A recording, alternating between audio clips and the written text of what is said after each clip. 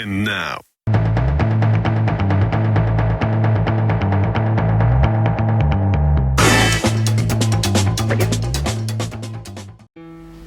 Welcome to Matt Roessler TV, the place to be to create a life doing what you love with video and social media. And in this episode, I'm going to take you through how to be more naturally confident on video, especially when you're first starting off. Now, for most of us, you probably know what I mean when I say that we all get a little bit weird once that red camera light turns on. You know, we stiffen up a bit, we forget our lines, we go monotone, we go high-pitched, or we start to develop these weird twitches and mannerisms that make us look a little crazy. And this is all because we're not used to being in front of camera, and we get a little bit anxious that people aren't going to like who we are or how we sound, what we're saying, and all that sort of stuff. And it's completely understandable when first starting off. Now, I've got a few tips that really helped me out when I first started doing video that will help you feel more naturally confident in front of the camera. Now, tip number one is to firstly know your stuff, and to know that you know your stuff. Now, I know this sounds fairly common sense, but you do need to understand the topic that you're talking about to feel more confident about it. Now, the lucky thing is that you most likely do understand what you're talking about because hopefully it relates to what you do for a living. Now, the second part is that you need to know that you know what you're doing.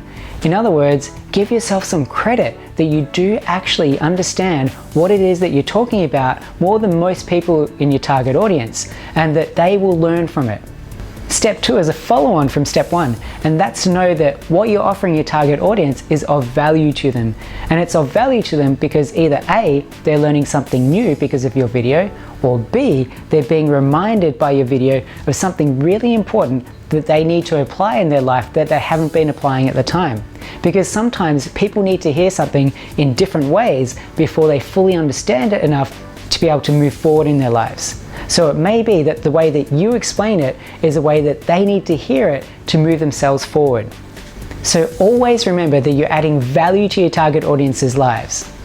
Step three is to write out your video, which for blog videos generally works out to be about 2 to 5 minutes worth. And writing it out does a couple of things for you.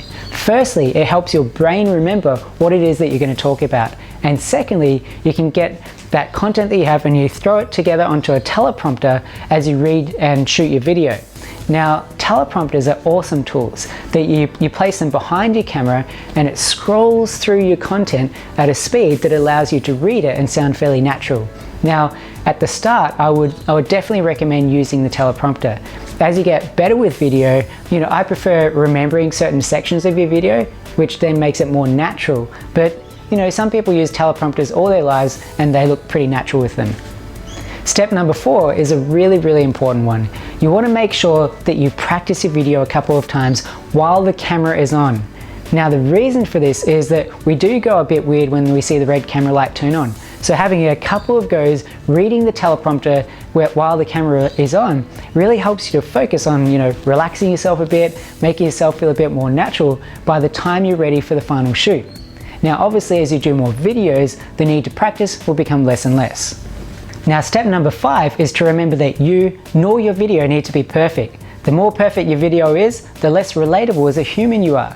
People are much more interested in your authentic message rather than what cushions you're using on your couch or what color tone your lighting is or anything like that.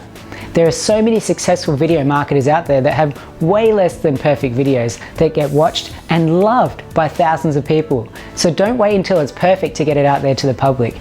And hopefully, this video is proof that you don't need a perfect video. So there you go, 5 tips that will really help you to become more naturally confident on video. Thank you for watching Matt Roessler TV, and of course, if you liked it, like it. If you loved it, share it. And if you have any questions or comments, write them below, and of course I'll answer them for you. I'll see you next time.